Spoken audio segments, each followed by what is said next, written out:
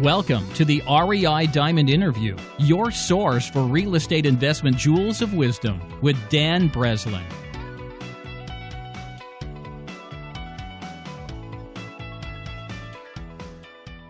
Welcome to this week's edition of the REI Diamond Interview, your source for real estate investment jewels of wisdom. I'm Dan Breslin, and on these REI Diamond Interviews, I bring you the real estate investment community's brightest minds. Today I'm here with a special guest I've known for a number of years from Hard Money Bankers, Ian Walsh, and they've completed more than 1,000 hard money loans, and Ian is an investor himself. So Ian, welcome to the show. Thanks, Dan. Thanks for having me. So let's talk about, what did you do pre-real estate? What kind of brought you to getting into the real estate investment world, as it were? Maybe you could just kind of tell us your origination story, Ian. Sure, man. I was probably about 10 or 12 years ago. I remember reading probably a pretty standard book for anybody in this business, but it would be Rich Dad, Poor Dad by Robert Kiyosaki. And I just remember reading an excerpt about some guy flipping a house without putting it under contract and making money. And I'd never heard of something like that. And most people that, don't know much about real estate investing would not know what wholesaling was. I had to go look it up and figure out what it was. And it really attracted me. And then from there, ended up building quite a large wholesaling business inside of Philadelphia. And as we grew, we actually had a lot of clients that came on for property management, and it developed into quite a large property management company in Philadelphia.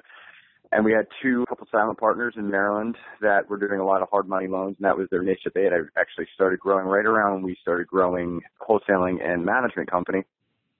And we decided that they wanted to bring, or asked if we wanted to bring the money up into the eastern Pennsylvania, southern Jersey area, and we said, let's do it.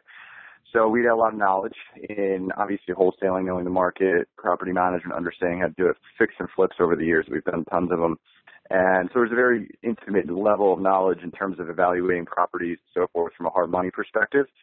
So we brought the funds up here, and we started doing hard money loans up here for, fix and flip guys or refi guys that wanted to pull some money out of properties, or there's a number of ways that we can do projects, but that's kind of my background.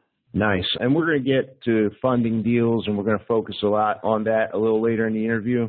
But for now, let's talk about the wholesaling thing a little bit. So do you guys still wholesale some deals? I mean, are you a potential source of inventory for people in the Philadelphia market if they do want to buy a property and get funding, Ian? Yeah, we have. So my active business partner up here actually runs a model. We do a lot of acquisitions. It's a skill set that once you have it, you never lose it.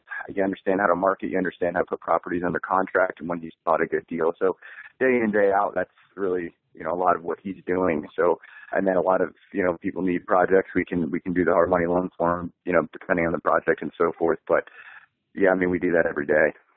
Yeah, and in case anybody's not aware, just like Ian in the beginning, I probably read the same book the same year that you did. We were probably simultaneously reading it at the same time, 10, 12 years ago, Rich Dad, Poor Dad. And I remember reading that thing about the contract too, although I didn't even have enough awareness to check up on it. Like I'll tell somebody, I do a number of wholesale deals every month throughout the country, and people won't believe that you can sell a property without actually closing on the deal first. So if anybody's not aware of that, wholesaling is basically a ABC transaction.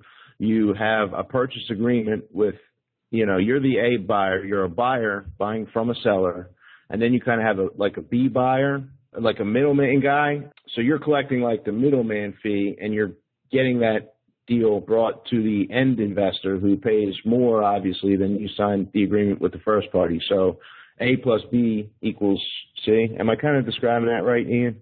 Yeah, I've always looked at it like it's no different than any other industry in that, let's call it, you get something in bulk or you get something, you buy from a wholesaler in any other industry, whether it's shipping cargo overseas or electronics. It doesn't really matter. They have an understanding of how to find a product at the right price, and they sell it to another user, and for the efforts, that user, will pay the middle fee, and they still get it at the price they want. So it's really just wholesaling is the term we use, but the concept is the same as it is in any other industry. We just happen to use real estate. Yeah, and it's important to understand, like a lot of people see that money on the front end and they're out trying to chase the money, but really a wholesaler's function in the market is to provide inventory to other investors who either have the cash or have relationships with, lenders like yourself, Ian, who are going to buy the property, take on the risk of managing the construction, and the resale or the renting of that property to ultimately have a family living in the property again, which is the function of the house when it was built. Most of our houses that we see come through wholesale channels are properties that are usually vacant and or need a significant amount of repairs in order to be ready for a family to live in them again. Let me ask you this question. I believe you used to do some of the stuff with the sellers. So did you guys prefer a one-call close when you would go to the living room to meet with the seller on a wholesale deal, or would you call them back with an offer, if and when you were interested the next day or a few days later? I mean, what was your strategy for taking that? You know what? It varies on every phone call. You judge a bunch of different things when you're looking at that. The particular deal, the motivation of the person that's looking to sell, if their numbers are very tight or if it's very deep. But so if it's a very good project and the person says, hey, look, I need to sell in a week, we got to go down today and we've got to go meet with them today. If they say, I'm not sure what I'm doing, I'm just trying to get a feel for it, maybe I will in a few months, we probably work up an offer and send it out the next day as opposed to rushing down to, depending on the time crunch and so forth. So each particular project or deal is different in that capacity. Nice. So tell me about, the niche. You're an investor yourself. So let's talk about some of the deals that you're actually doing like today. I imagine you either hold some rentals or maybe do some flips. So can we talk about some of that, Ian? Yeah, we have, I think, two off the top of my head we have going on. We actually just have a flip that just hopefully is going to closing in a couple weeks here, and that was a nice one. And then we have a triplex that we own right now. We're just finishing up construction on, and we're hold it or potentially sell it. It's a really nice project. So those are the two in the front of my head that I'm thinking of. But yeah, we have one of each going on at the moment. Nice. So you're saying I guess it's you and Atlas with your partner? Yeah, it's myself. So I really have three partners in different. It's simple in my head, but I guess it sounds confusing. For hard money, we have Jason and Chris, and then Josh is for turnkey acquisitions, which is he's more my day-to-day partner between hard money and then the wholesaling and flipping. And then Jason and Chris are in Maryland, and they're the ones that decided to bring the funds up for the hard money loans. Nice. For the sake of this interview, we'll focus on the hard money stuff, but maybe we could get into the turnkey and the Atlas property management. Maybe we could talk about those with Josh at a later date. I'm sure he'd be interested in that. So let's switch gears a little bit. Let's kind of get on the topic of funding deals, hard money. I mean, let's start with, I don't know if this is going to be a myth or if this is the fact, but when I got in the business and I took the seminars years ago in 2006 when I first started, you could get, no money down.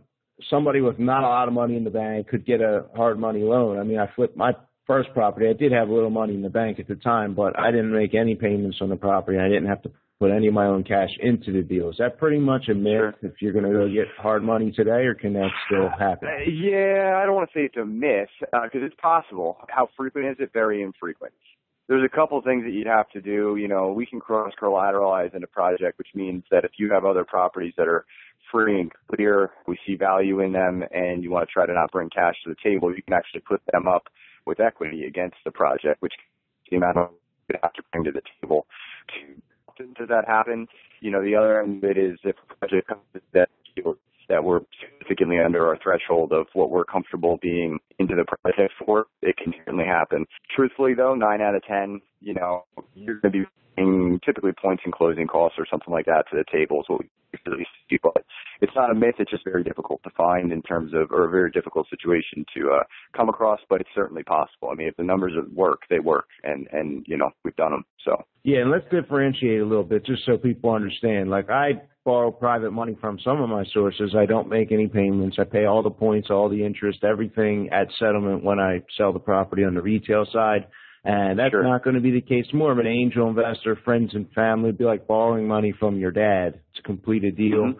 So let's talk about, the benefit and the difference of, what hard money bankers can do as far as like the limits placed on the number of loans, or, maybe a guy like myself could scale volume by doing more business. So let's talk about like the differentiation between going to a professional hard money, banker like yourself and angel investors and things like that as far as availability. Private money versus hard money, yeah. So private money, one of the obviously things that you're going to run into with it is there's usually a cap on it. Usually the pockets aren't typically quite as deep. So a lot of guys use hard money for, stuff like our stuff to do larger volume. They might have 3 projects running, the private capital's out, and they say, look, I need to close this in 3 days. I can't miss this deal. So they'll typically come to us. And vice versa. Sometimes, if you get a good relationship going, they just get comfortable, and we're easy to work with. So we don't make it difficult. People think that you're going to run through, well, this is on the company, but you're going to run through a bunch of red tape to get what you need and so forth. We try to make it as minimal as possible. A lot of our stuff is based on repeat relationships. So the difference between that hard money and that private money actually feels a lot more similar once you get working with us. And the difference is, we have typically more capital than most people can raise private money available at any given time to help people scale up and or do more projects or bigger projects. I have a lot of guys that they come to me and they say, I've been doing these smaller projects and I really like to get into bigger stuff, but my private money doesn't have the capacity or desire to do that. Private money can put a lot more control potentially on a project than we tend to. So those are some of the differences. Nice.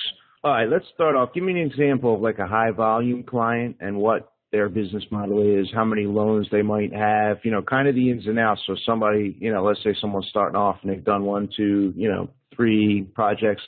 What would like your highest volume client? What's their business strategy?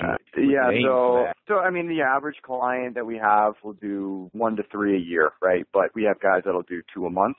We've had clients that have done over 100 loans with us and had a lot more than that going out. So it just depends. But, most flippers, full-time flippers, are typically looking at 2 to 4 projects a year is what they'll end up doing with us. And then, you're buy and hold guys that we can work with, your investors that are buying and holding that, that can vary completely based on how aggressive they are. But 2 to 4 years also very possible. So I don't know if that answers your question, but that's about where the range of people that we tend to work with. Got it. Let's talk about maybe like a strategy for a guy. Maybe you could like paint a picture, like a step-by-step to buying a lot of rentals or doing a lot of deals or putting a lot, how did this guy put 100 deals, 100 loans with you guys? You guys have been open 35 years or he has done huge volume. You know what I mean? Yeah, we opened 2 years longer than I was born. So, certain guys have a lot of capital that they, or a lot of other property they have now. But if a guy is just starting out, he's got maybe a few rental properties that he wants to leverage, he can pull money out of those properties. I've actually had a guy a couple weeks ago that had 3 flips going. One of them was free and clear on the market and waiting for it to go, but he wanted money to finish the renovations on a bigger project. So what he did was he came to us for the money to leverage against the one that was on the market, free and clear, that he owned. So we took out construction money against that to put against his other property. So using money from one property to another is really how guys scale. They do like a refinance, and we take 10 properties that they own or own very, very little on. We take out a bulk loan on it for them, and then they'll go ahead and either buy more properties or finish construction on other projects. But usually you see people leveraging money in order to scale up or to do that kind of volume. So that's typically how we see it done. Okay. Do you guys have anybody who's building consistent? We have a mutual friend who used to do something similar to this. You probably know who I'm talking about. He's actually been on this podcast before. Sure. As far as building a portfolio, is there a kind of a strategy you could share with how to buy rentals without tying up, tons of money of your own? There's a billion strategies for rentals. I would say first and foremost, if you're going to do a hard money deal for a rental property, really be patient on your first one, and then when you have it, you're going to have it with equity. And that's the key, because if you can have it with a lot of equity, you can then leverage it. And then it's just constantly playing with that threshold of staying in your own comfort zone with how much you will keep on a rental property, and then leveraging it into using either hard money or developing a relationship with the bank that after several properties and they can lend on you potentially for a line of credit. That's also possible. They'll take out a bulk loan maybe against some of your properties depending on how fast you're trying to move. But usually it starts with that 1 or 2 properties at a really good price that you get it at, and that builds you some immediate equity. Typically you get it from like a wholesaler or something like that got it at a discount or a strong discount. And now you look at, even though it's not liquid money in your hand, it can become liquid money. And that's how scaling up can work, to a certain degree. Will you guys use or take a second position on a property if there was substantial equity, or does the property need to be paid off in order for it to be considered collateral? Yeah, unfortunately, we don't take second positions. It's always a first position with us. Now, if there is a first position, we can take them out and we can take the whole loan as long as there's equity in it. So we have first position against we take their loan out, and we have, maybe some extra money that needed to go into it, but we actually don't take second position. Got it. So out of 1,000 loans, How many of those loans go bad, and what's that process look like? Very, very few. I mean, I don't know the exact percentage. I know it's well over 90, somewhere between 95 and 100 don't go bad. It's extremely rare that we would ever have to go to an attorney to effectively take a loan back. We're not a loan-to-own lending company. It's not how we do it. The process is pretty simple, though. We're pretty, it's just like any other mortgage. You have your payments, you pay them, and if you get behind on it, it goes into a default, and then their interest rate would go up. And we do a lot of due diligence up front, and we make sure we're working with the right person. I don't ever want somebody to be in a bad deal, so I'm very upfront with people. If I see something that's not going to work, I usually tell people, listen to your hard money lender. If they don't want to back you, there may be a reason. They might know something that you don't, or they have experience that you don't.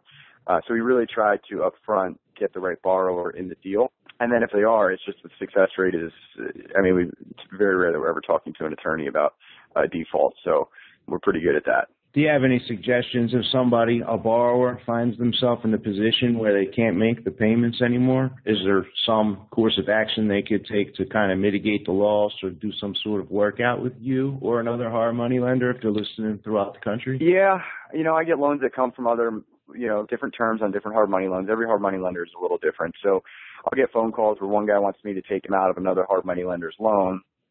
What might work for us might not work for that other hard money lender. So you can reach out to the other hard money lenders in the area, and what might not work or might not work for me might work for someone else. So you can reach out and they can take you out if it fits their model, because that's one thing people don't realize about hard money lenders. All their models are not the same.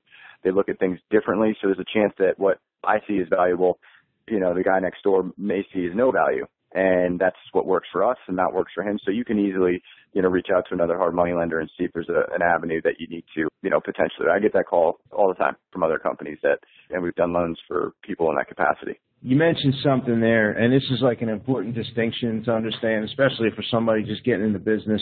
You said a loan-to-own hard money company was what you mentioned. Can you fill me in on that?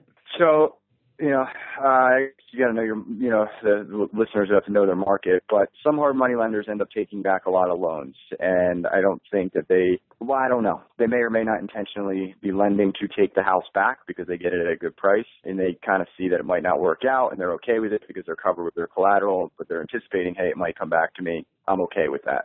We're not. This is not how we're set up. So some hard money companies are okay with taking houses back and their model supports that. Ours does not. Ours does not want to ever own a home. So got it. So let's talk about maybe the approach.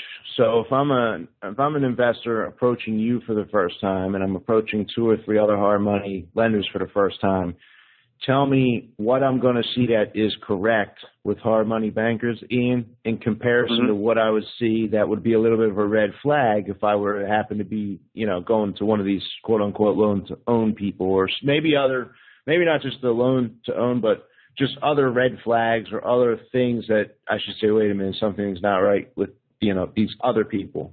Whereas I would see, the right thing with you. Yeah, so, a couple of questions you want to find out is, so we're a direct lender, so I'm a direct lender I'm not a broker. So you want to find out right away if you're dealing with a broker or a direct lender. There's nothing wrong with a broker. I have some fantastic brokers we work with. You just want to know if you're talking to a decision maker or not, because sometimes if you don't have a good broker, and I don't want to have anybody think that it's not good working with a broker because there's some really good ones, but if you don't have a good one and they start telling you things that are going to happen or not going to happen, and they're not the direct lender, they're not actually the person making the decision. So it's very important that if you have the ability, talk to the direct lender, talk to the person who is actually doing the underwriting, which would be, in our company, would be me for this section of the country. And that's important one, I would say, in terms of something to look out for in terms of, I don't think you can go so wrong, but you can be led down the wrong road. And other ones, I don't know. It's hard to say. Everybody's a little different. So I don't like to categorize. But if your hard money lender is very eager to do a project with you, in fact, maybe too eager, and they're not giving you a true analysis of the property, which is something we always do. I always look at a property because of experience. I can look at a property very closely and see where it's going to succeed or where the bumps will hit. And if they're not upfront with you and say, hey, here's our concerns and here's where we think it's good, and they're just saying, yep, let's do this. You want an honest evaluation because you can use a hard money lender, especially one with experience, as a second opinion against the loans that you're doing. And you want an honest evaluation because nobody, you don't want to get into a bad deal. They shouldn't want you to get into a bad deal, and they want you to come back and do another loan. So if you make money, you're going to come back and probably do another loan. You want to approach it without optimism, but from a very logical standpoint, if you're not getting the same feedback from your hard money lender, you should probably be asking why. Yeah, that brings up a great point. To get the second opinion from a hard money lender, especially for a novice. I mean, I've even watched myself over the past 10 years get somewhat caught up in some of the market hype when, deals go way better than I thought they were going to go repeatedly. You start to fall into a little bit of a trap that I like to think of as the Midas touch. And it's such an important thing to have a second opinion on any deal that you're going into today. Nowadays, I never go into a single contract in any of the three markets that I'm in without at least two people having a conversation about that. And for somebody who's a novice or somebody who's looking at a deal, to get somebody who's actually going to put, real live cash into a deal, the person who's putting the live cash into the deal, in my opinion, has usually been the one to give the most scrutiny and to be the most conservative and to look out for the most nightmare situations or the worst case scenario that could take place. And if you're going to get the blessing or the insight from that person before you move forward with your deal, I'd say, depending on your level of skill, you got to at least double your chances for success. How many of the loans that you personally look at, Ian, and either give a blessing or, take and pick apart? How many of those deals are like makeable deals where they should go to settlement, they should make a profit, they should be done, compared to how many are like sort of in the gray area or just straight up not a deal that anyone should be investing in? Yeah, so, on any given day, I'm probably looking at 5 to 10 projects. Probably 6 or 7 of them due to the borrower or due to the project. I'm saying, hey, I keep looking, or we're going to have to pass on this. This isn't what I'm looking for. And then somewhere between 1 and 3 usually pique my interest, and then I'll dig, a lot deeper on those and start getting the full story together. So, and then once we move into the process of, really, hey, send me the draw schedule, let me see what the construction looks like, let's get a closing date down. Those projects, those are the ones that we're moving forward with. Got it. So there's a few that we're gonna approach this two separate ways, but you said due to the borrower, you're not willing to move forward. So let's talk about the perfect borrower, and let's talk about the red flags a borrower has. Just so no one's wasting your time. If somebody's, in a situation where the credit or the money or whatever it is, like, at least we know what to get ready before we approach a company like yours and ask for money. Yeah, so, it always lives and dies immediately by the deal. I can tell you that the first thing that I would look at from my perspective, and I'm always gauging, experience obviously helps, but not everybody has it. But one thing that everybody can put their time and effort into up front, which I think is extremely important, is learning their market and understanding true values. So I have guys that have done just a few deals or one deal or whatever it may be, but they have a really good understanding of what houses are worth in their market. So typically I'll look at a project, and if somebody says to me, hey, I've got this project and it's worth $300,000 and I'm going to get it for 50 and I'm going to put 100 in and I'm going to make 150, and then I immediately look at the address, the project, and I know out of the gates it's not worth more than 200. I'm saying, okay, this isn't saying that this guy's dumb or bad or anything. It says to me he doesn't intimately know his market. So it's, for me, that's, if you know your market, immediately I'm looking at your numbers. That's the very first thing I'm always going to look at. How well do you know your numbers? Because it gives a pretty good indication that you did your due diligence on the project up front. So if I feel the house is worth 200 and you feel the house is worth 200 and you told me that before I told you that, that's a very good sign to me. We'll look at experience. Certainly a guy that has done 10 or 20 deals or is doing 10 or 20 deals a year is more comforting from our perspective than somebody that hasn't. There's no question. But it doesn't mean, we do plenty of loans with people that have never done projects before. And I guess from the borrower standpoint, in terms of something like credit, we like credit to be at 650 or higher. It doesn't mean we won't do the project. It just means we have to adjust our numbers. You can have a co-borrower, a strong co-borrower always helps. Somebody with a very good credit score to just come on board. And having some liquidity, is always important. So if, you don't have to fund the whole project, but you've got some money in the bank that you can bring to the table, that always helps. Liquidity always helps that. So anything in there would be somebody who we would love to work with. And there's always kind of a mix to the perfect client and people we can work around and look at the project and go over numbers with them. But we try to work with as many people as we can. But that would be, those few steps, especially going to any hard money lender. If you came to any hard money lender with that stuff in mind, and you did your work up front, you'll be in a good position. Do you guys check on W-2s and, yearly income requirements, things of that nature?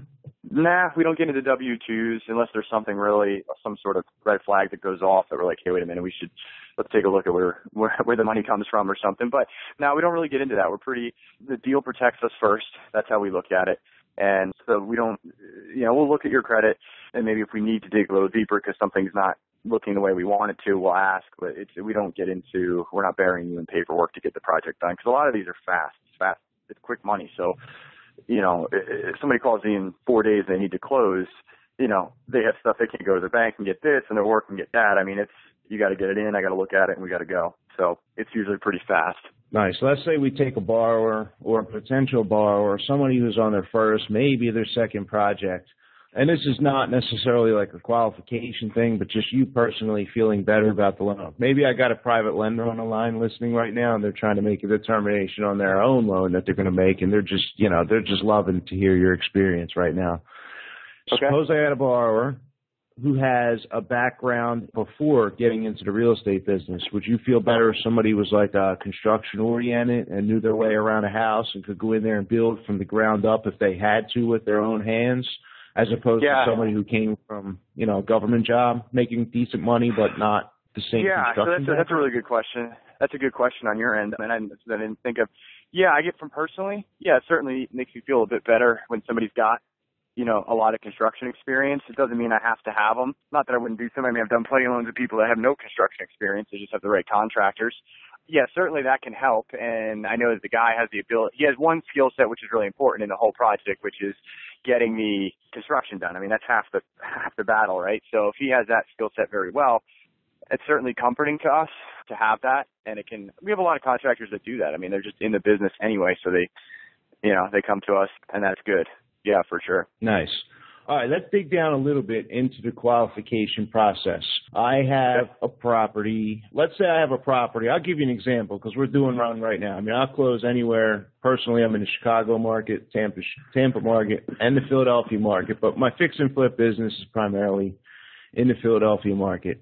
I have a property. Okay. I'm dealing with a seller. I want to buy it for $115,000. It needs like $45,000, something like that. So I guess I'm all in at like 160, 165 actual cash needed to close the deal. He wants proof of funds before he'll sign a contract because he's buying another property out of state, and the agent representing the person who's selling him that house would like to see proof of funds from us as a borrower. So I'm looking for like a proof of funds letter for 120 to get in the door. Is that something you'd be able to help me with, Ian? Oh, yeah, I do. Sure, I do. As long as we qualify you on the initial project saying, yep, we're comfortable in this project that we would loan to you at this number. I write those letters all the time for people when they're trying to get projects. A lot of guys say same thing. I mean, from a less, yours is a little bit more of a savvy standpoint, but if it's from a simple standpoint of a bank wants to see a pre-approval letter or a proof of funds letter, just from a straight project right off the MLS, I have borrowers all the time that need those to lock the deal up, and I'll be more than happy to help them. We want guys doing deals. So, stuff like that we certainly do to help. Now, we don't hand them out if the deal isn't good or the borrower is not qualified, and we say, hey, we just wouldn't loan on this. But if it's a good project, we'll help them get into it any way we can. All right, so to get into the working rhythm, we'll continue with the example. What would I need to put in place now with you before I'm going to get that proof of funds letter? Let's talk about how we open the relationship up so anyone on the call could, approach you with this, knowing that they're qualified. Yeah, I'd ask you a few quick questions really to get a feel for it. First, obviously, it's going to be, hey, what's the address and what do the construction numbers look like? I'd have you send me a quick draw schedule of what the construction would look like. You'd send that back to me, and I have that. But the other, that's from the deal perspective to make sure we're in the right project or we're comfortable being in that area or whatever it may be. Now, from the borrower's perspective, I'm just going to want to know, hey, is your credit above 650, or do you need a co-borrower? What's your experience? And I'll start asking those questions I talked about earlier, just very briefly, because if I write a proof of funds or a pre-approval letter, it's going to be subject to that level of comfort and those questions being accurate to the way you answer them. Now, if you came to me and say, hey, Ian, I have, the super low credit score, I have no co-borrower, I have no cash in the bank, and, I have 3 foreclosures in the past year I'm going to say I can't pre-approve that. So I'm going to ask the borrower questions and the deal questions, and then within usually 15 minutes, I have a pretty good idea if we're going to be, we can write that for you.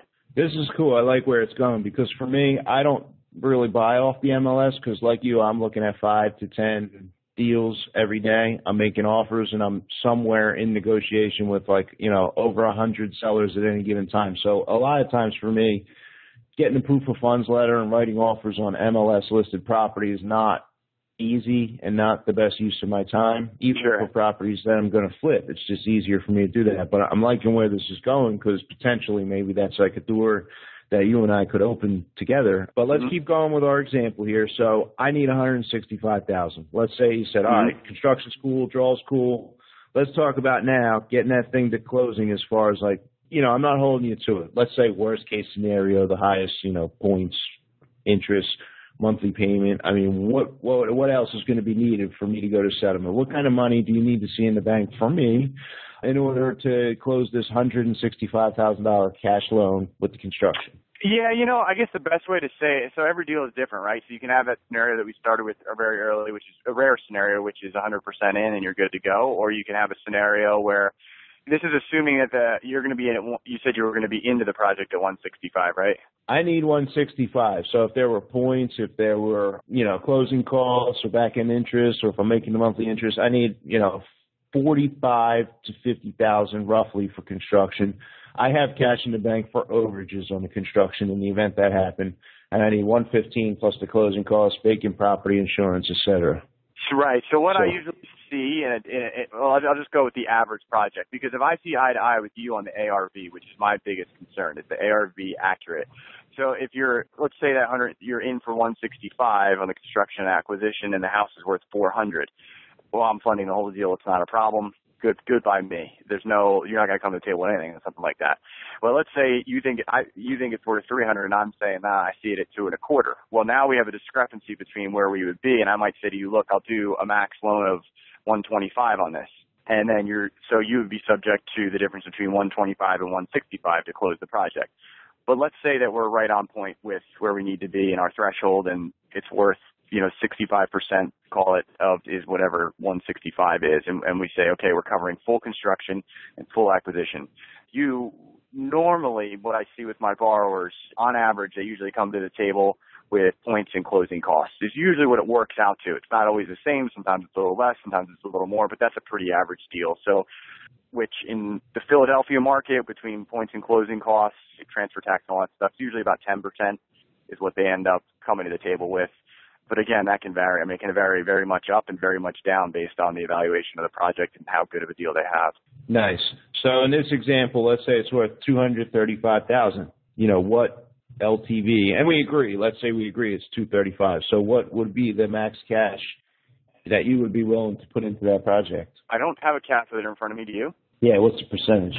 235 on 65. Give me 65% of 235 there. 235. Like 40 something. Yeah, 152, 750. Yeah, so that would be based on imaginary scenario, that would be where I would start with it.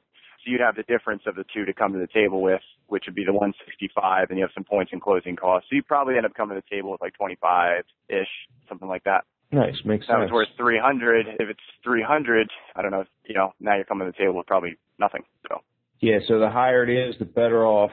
So you're okay with that. I asked that because some hard money companies or lenders, they want, hey, you got to come with 10 or 20 or 30% down. That is a significant amount of cash, and 30% of a deal, even if it's the right deal and if things, ARVs are 300, like you're saying, it's kind of a very restrictive number for a lot of people. Sure, and it limits your ability to size up and do volume for sure, So we try to, we're not, ideally, every hard money lender wants a lot of your money in the game because you have a lot more vested into it. We don't want somebody coming in with no money is, hey, what do they have to lose? So it's always concerning. That's why the deal has to be that good. But, if you have a balancing number that works, so it's 10% or 15%, and you can do your liquid up to 4 or 5 of those at any given time, now you can scale off that pretty nicely and do plenty of projects. At one time. So do you guys do any interest pre-pack loans, only if the deal was very, very good and it all fit under 65%, or do you insist on a monthly payment from the borrower? There's plenty of projects that, end up rolling maybe 3 months of payments into it. Yeah, we see that all the time. Or we can do more if it fits. We'll do as much as we can to help the borrower in terms of their liquidity. So it happens all the time, though, yeah. Nice. So what's your average loan, and what would be the longest length of term that you guys would allow? So 9 to 12 months would be our lending period that we wouldn't go any longer than 12. That's usually got to be, if you're doing 12, it's got to be for a reason. It's got to be a big project or some reason that it's not a standard, flip and go 3 to 4 months. Like, why would you, we don't want to say, why would you be into a 12-month project that should have taken 3 months? Usually it's not that would be in a good perspective there. So as far as your question about the average loan that we do, it depends. What do we like to be into? We don't like to have anything with an ARV under 120 if we can avoid it. And, most loans will be somewhere with an ARV between 200 and 400.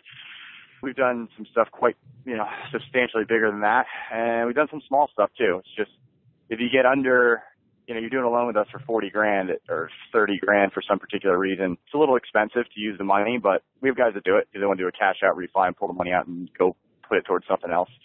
So that's kind of the range of what we see. We like that, ARV of 200 to 400 range is kind of our bread and butter. Nice. What kind of costs are associated with application, appraisal fees, draw fees, things like that? So all the draw fees would go on the HUD. You can do as many or as few draws as you want. We pay an inspector that would have to come out to do the inspection, verify, yep, the work was done. He said he did what he did, and we wire the money into you that day. That's typically $150 a draw. They're always on the HUD, though, so you're not coming out of pocket, so to say, for that. We don't get into too many other fees up front. We have to evaluate the project. We have to send out a third-party evaluation on it. It's basically an internal appraisal, if you want to call it. Depending on how many projects you're running, if you're doing multiple projects, they're $200 per evaluation. And if it's one single project, it would be $400, just like a regular. I guess it would be about the same cost as an appraisal, but we have to have that on file from basically it's kind of what you were saying in terms of getting a second opinion. It's basically a second opinion of our opinion, confirming it. Now, we don't live and die by that number, but if there's something way off, or some reason the inspector goes out to the house to do the evaluation and they say, hey, the guy said the back of the house is here and it's not here. That's something we have to reevaluate. So that's what we use it for. Usually at 9 out of 10 times when it passes my desk and I'm moving forward with it, it's moving forward from, pending nothing crazy comes up between that and the evaluation. Do you have any examples that are like maybe funny or completely outrageous as to when they went out there and did literally the back wall was gone or anything like that? In that world of hard money lending, everybody's been very upfront and good with me thus far. The ones that we go out to, I have not had anything crazy like that. The property management world or the wholesaling world, no, there's stories for days that you can capture a room with some of those stories. But from the hard money perspective, no. Do you personally go out to visit every property, Ian? No, some of them particular, like if there's something that I'm unsure of or I need to look at something in particular, I will. But usually it's not an alarming, usually to be quite honest, between our MLS system that we have, which is fantastic, between Google Earth and between Google Streets, I know exactly what a property looks like before, you're done finishing the conversation and telling me what the property address is, because you can see so much. So unless there's something really wacky or out of place that I'm unsure of, then I'll go. But usually it's 9 out of 10 times, it's not something I have to go look at. Nice. So we kind of covered the ideal borrower. So if anybody was, listening, paying attention, they kind of know who they are or maybe who they aren't and what they have to do to get to be an ideal borrower for hard money. We have a lot of people listening around the country. So tell us exactly where hard money bankers would consider funding a loan, Ian. Yeah, right now we're in Philadelphia, as you know. Philadelphia, eastern Pennsylvania, the southern half of New Jersey, and then we run into northern Virginia, D.C., Baltimore. Not so much in Baltimore, do a lot in Maryland and the counties of Maryland. And that's about the extent of where we are currently with our comfort zone of lending. All right, cool. I'd like to get everybody who comes on my show here to tell me what book recommendations that you might have, something you might have recently read or you think would benefit the people listening in. Sure. I guess from more of like a principal standpoint than an actual real estate standpoint, because there's some good real estate books out there. They're few and far between, but there's some good ones. But Rich Dad, Poor Dad, if you don't know much, that's a good start to understand the concept of money. And another really good one is Atlas Shrugged. That's a unbelievable book to really set your foundation of how the world should work in place. And that's interesting. Obviously, we named Atlas Property Management after that book, so I'm a pretty big fan of it.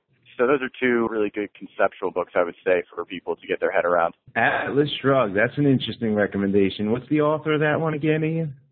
Ayn Rand. Yeah. Ayn Rand. It's a long read. I'd recommend the audio version. It's a long read, but it's good.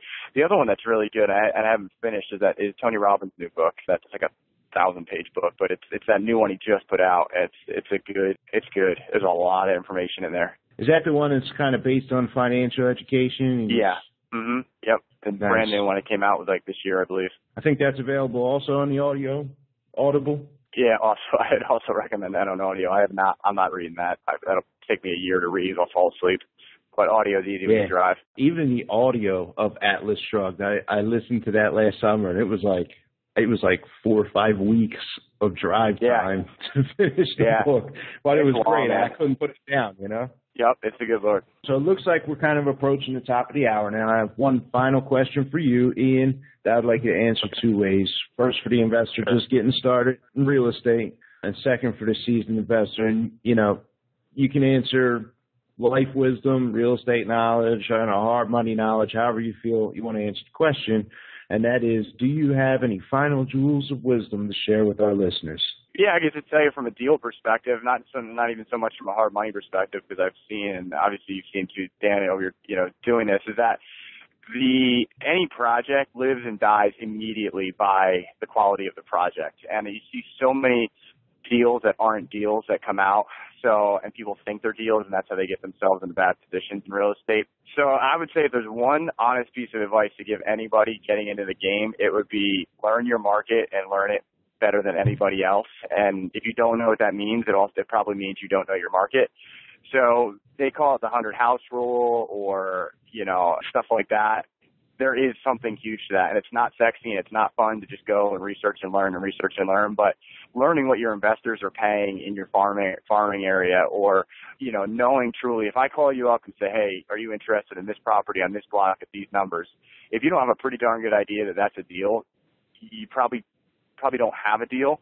Now, I could be wrong because there's different models of real estate, but I've seen that time and time again. So I would say if there's one thing a wholesaler or beginning investor could really do well for themselves or make sure that they avoid any other issues down the line, it's know your market better than anybody else, and you'll just know a deal. You'll know when there's money sitting on the table. You won't have to guess at it. Yeah, you're right about that. I am faced with the same challenge because over the past years when I started doing deals in Chicago and now I'm doing deals in Florida, and so I'm brought back to my 2006 era where I'm like a bit, a deer in the headlights, first looking at these neighborhoods, getting to know the name of the street, which 100 block is better than the other 100 block. The names of the areas. It's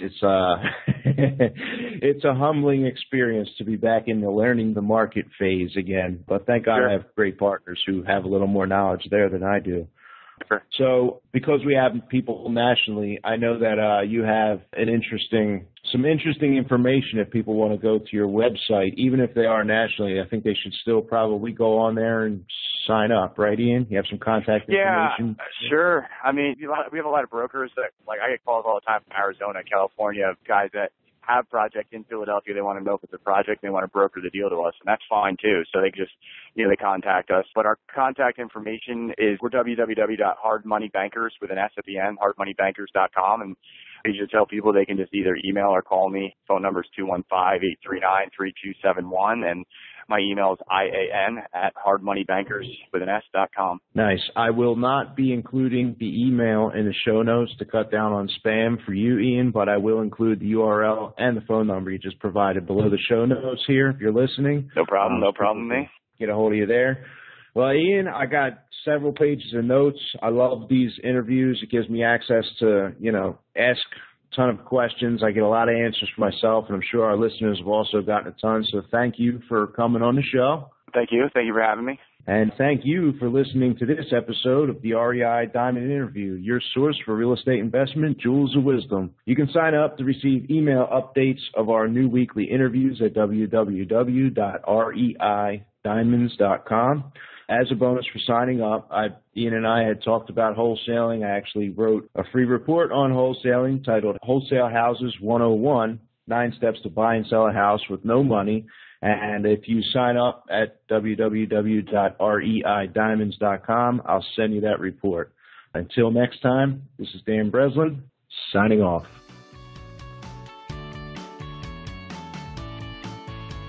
Thanks for listening to the REI Diamond Interview. To receive the REI Diamonds newsletter and interview monthly, sign up now at www.reidiamonds.com.